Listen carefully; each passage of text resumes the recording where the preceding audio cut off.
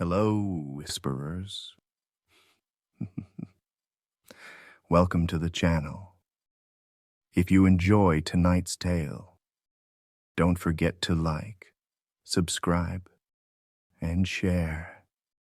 It helps more than you know. Now, dim the lights, and let's begin tonight's story. I wasn't supposed to be there that late. Mom had said midnight, no later, but the lights did that thing to me.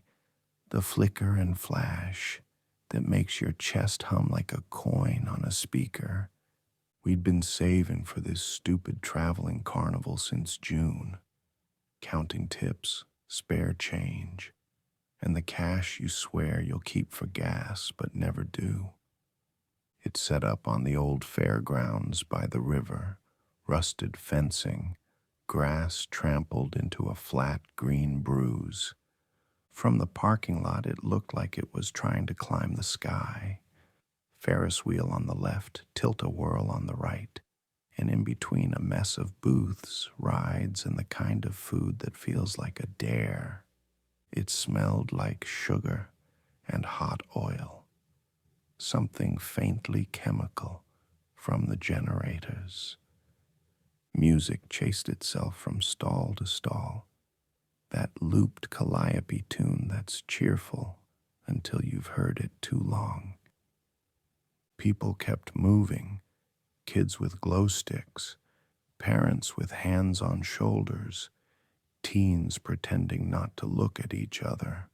We were just part of it, 4 of us.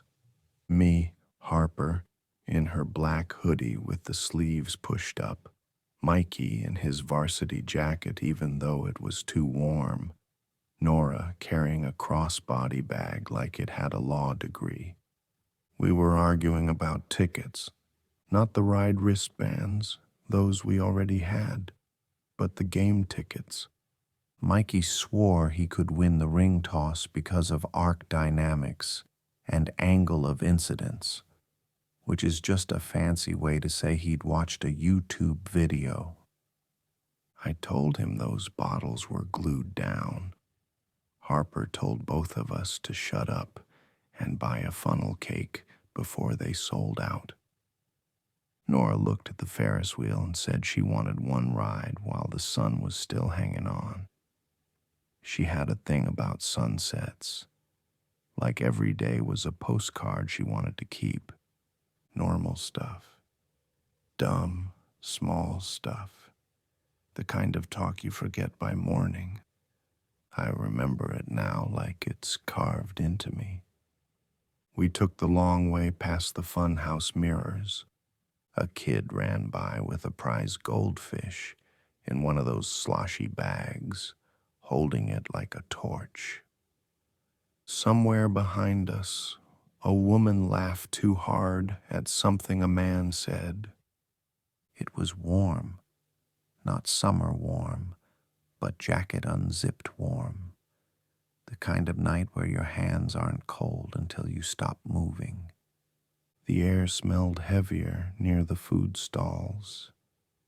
Grease, cinnamon sugar, charred meat from the burger truck parked crooked on the grass. I remember the way the lights threw moving shadows over faces in the crowd. How sometimes you'd think you recognized someone and then realize you didn't. We cut across the midway toward the Ferris wheel. A siren drifted over from town. Not unusual. It was a Friday night. Nobody even paused. Well, maybe a couple of people glanced toward the parking lot, but then the music swallowed it. It was the second siren that made me look. Shorter, sharper, closer. Mikey didn't care. He was too busy swearing he could beat the milk bottle toss if we let him line up his shot properly. Harper rolled her eyes and kept walking. Nora stayed behind for a second, just staring up at the Ferris wheel. Her hair caught the lights, Blue 1 second, red the next. The crowd felt thicker near the ride entrances. People shuffled and stopped without warning, like they were bottlenecking for no reason. I noticed a man standing too still by the ticket booth. He was pale, lips slightly open, head tilted in a way that made my stomach tighten. Someone brushed past him and he didn't flinch. Then his knees buckled. The woman next to him gasped and reached out, like she was going to help him up, but he lunged. I thought it was a tackle at first, a bad fall.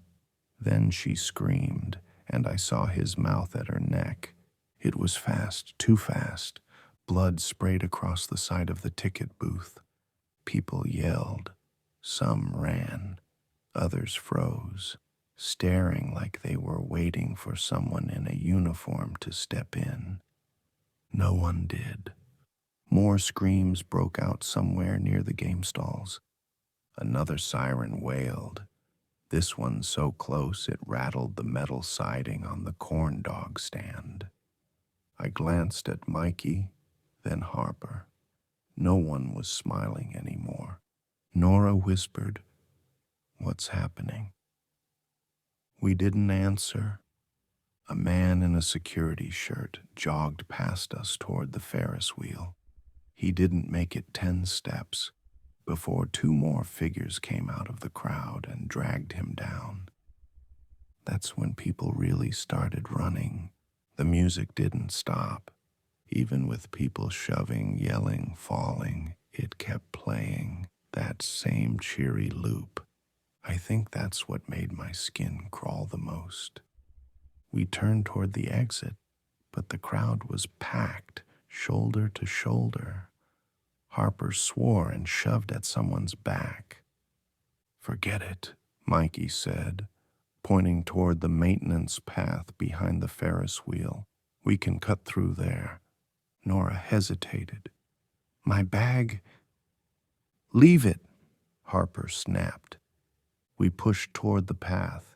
The air smelled wrong now. Sharp, metallic.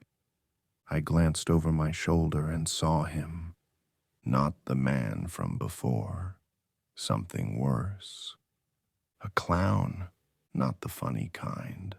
The makeup was cracked and streaked with sweat. Blood dripped from the corner of his mouth, down over his painted grin. One glove was gone, the bare hand clawed and twitching. In the other, he held a red balloon that bobbed with each step. He didn't stumble like the others. He moved like he saw us, like he'd already picked us out.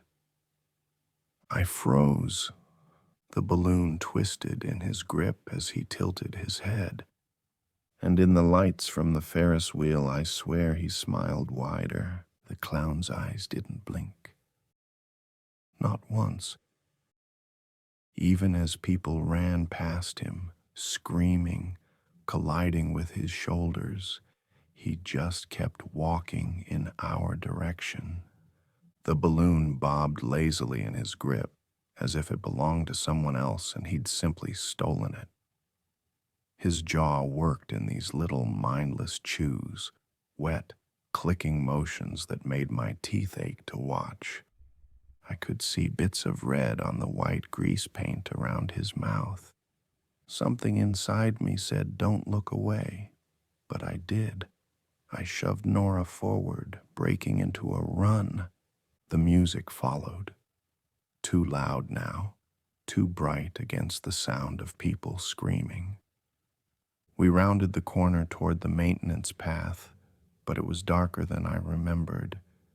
No string lights, just shadows cast from the Ferris wheel overhead. Harper swore under her breath, "Where's the exit?" Mikey was ahead, scanning for a gate. Should be past the storage trailers. A voice cut him off. A high, wet giggle. Not a laugh, a choke, like the sound came through blood. It echoed down the narrow path. I turned, and he was there, closer than he should have been. His balloon trailed along the ground now, scraping the gravel. The string wrapped twice around his wrist like it had been tied there. His head tilted side to side in slow, measuring movements. Something dripped from his jawline onto the dirt. Dark, sticky spots that clung like oil. Nora's breath caught. Oh my God. He took another step and the light hit him just enough for me to see it. His teeth weren't all his. Some were jagged and broken. Some were too long, shoved into gums that had torn to make space. And his eyes, they didn't have that clouded, infected look like the others. They were bright, too bright, like he was still in there, still enjoying this. Run, I said. We bolted. He didn't chase in a straight line. I could hear him moving to the side, cutting us off, the balloon scraping the walls of the storage trailer as he closed the distance. Something slammed against the trailer from inside, made us all flinch. And Nora stumbled. Mikey grabbed her arm, yanking her forward. Keep moving. We made it to a service gate. Half open, padlock snapped. Harper shoved it wide enough for us to squeeze through. Mikey went first, then Nora. I was halfway through when I heard footsteps right behind me.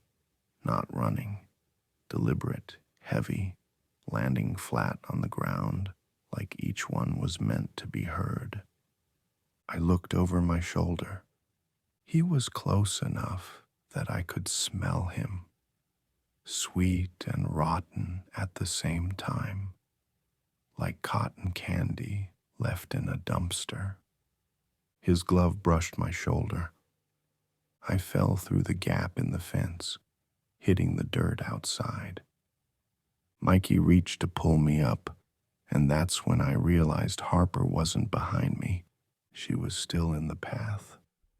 The clown had her by the hood, yanking her backward like she weighed nothing. She swung a punch at him, screaming, but he just kept dragging her toward the shadows. I froze. Mikey didn't. He lunged forward, but the clown's other hand shot out, catching Mikey by the throat through the gap in the fence. His fingers curled and pulled, trying to drag him in too. I grabbed Mikey's arm and yanked with everything I had.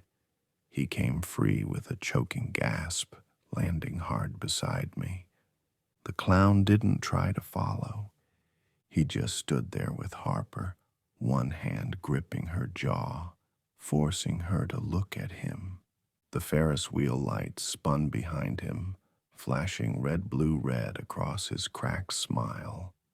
Harper's scream tore out of her like it had been waiting her whole life.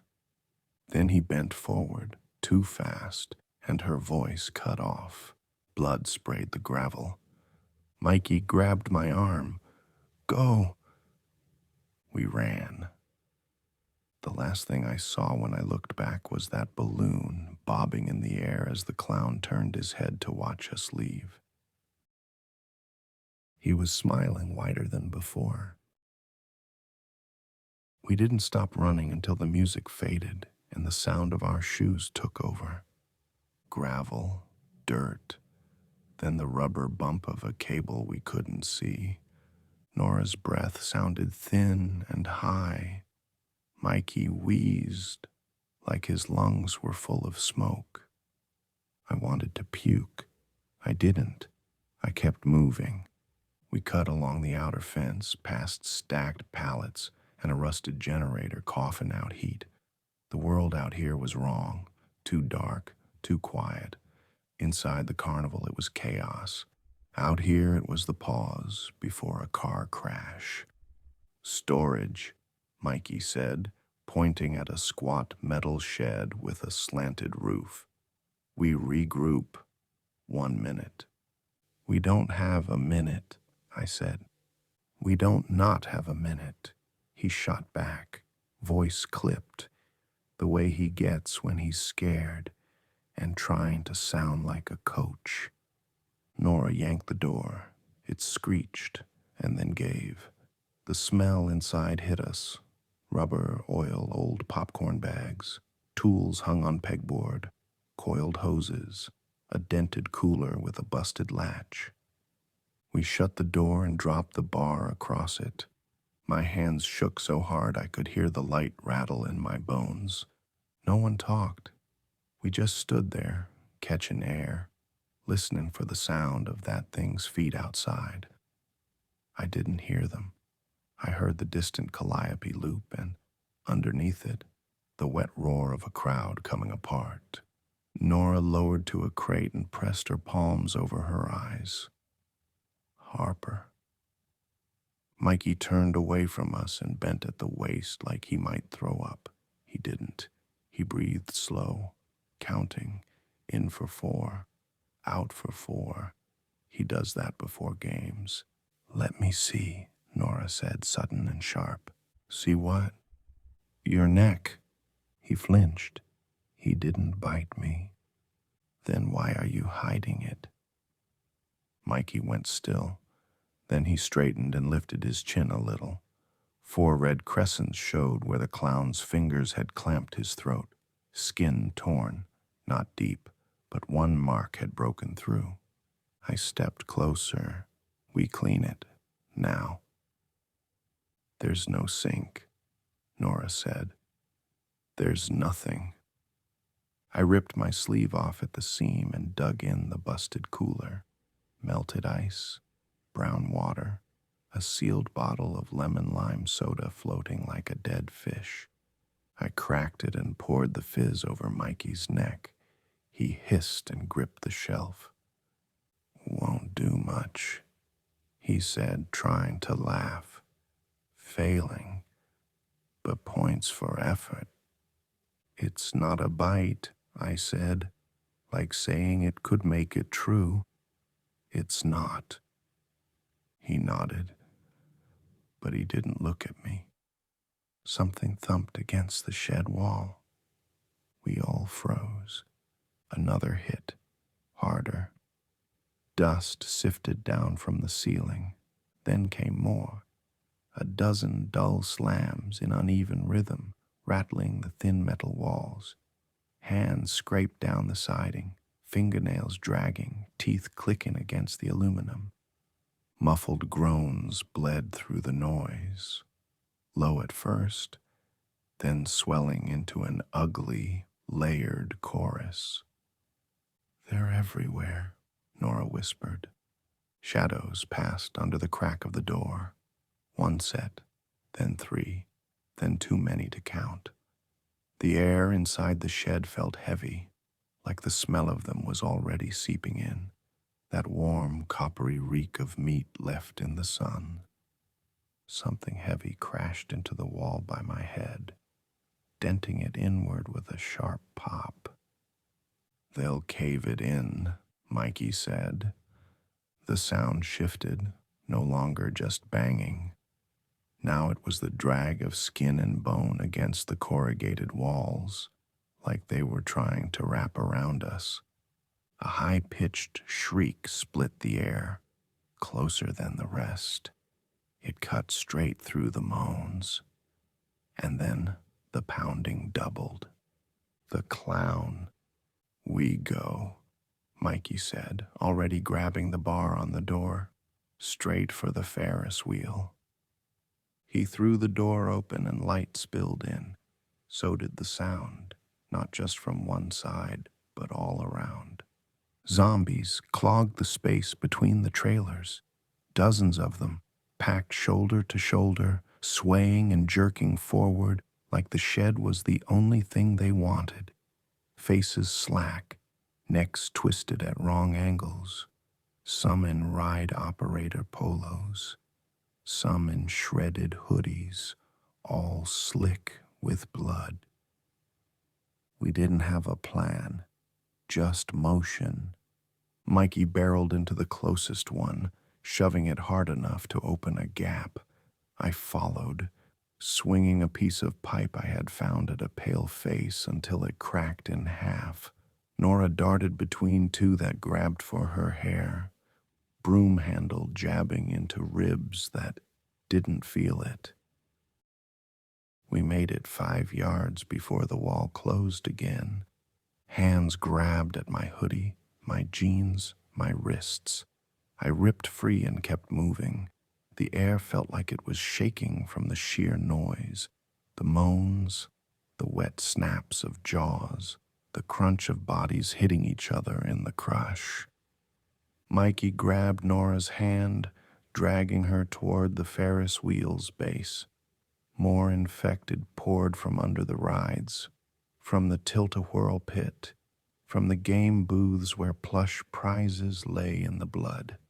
We tried to hug the fence line, using the metal mesh as a guide, but even there they waited, pressing against it from the other side, mouths working like they could chew through the chain link.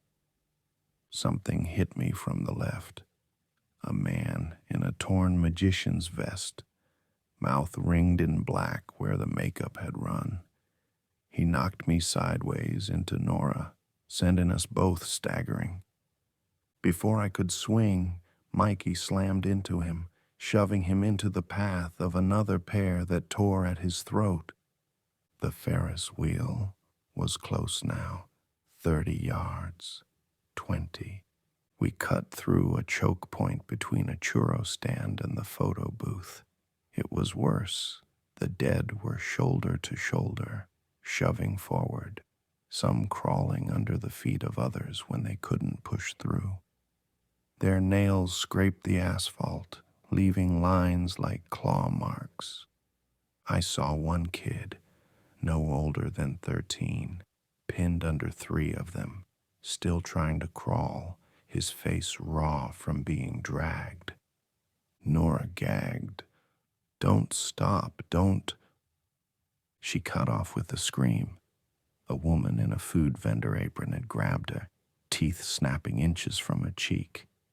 I stabbed a broken bottle's jagged neck into her eye, and she crumpled, taking the bottle with her.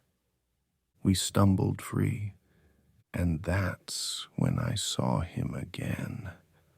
The clown, not on the edges this time, right in the churn of bodies ahead, balloon in one hand, clawed fingers in the hair of something he was feeding on. He lifted his head when he saw us, blood stringing from his jaw. Like the others, he moved forward, but unlike them, they moved for him. The dead shifted aside as he came, like water parting. "Mikey, get the gate," I called. We reached the Ferris wheel base, and the service gate was there, chained, but the lock hung open. Mikey dropped the chain and shoved it wide. We piled through. The crowd behind us didn't stop at the fence. They slammed against it, hard enough to bow the metal inward. Hands reached through the diamonds, clawing for skin. Faces pressed in so close, I could smell the blood on their teeth. The clown stopped just short of the fence, eyes locked on us, the balloon swaying above the crush of bodies. Mikey kicked the gate shut, jamming the chain back through. "Move." We tore across the staff lot, the moans still in our ears, the Ferris wheel lights flashing like sirens. I looked back once. The fence was already starting to give. "Where do we go?" "Home," I said, because saying nowhere would break me. "We go home." We stepped onto the road. Sirens Dopplered past in the distance. A single firework popped somewhere across the river, late and lonely, like someone had forgotten the schedule. I looked back once more. The Ferris wheel still turned, the music still played. The clown was a pale shape by the fence, a pin on a map I would never visit again.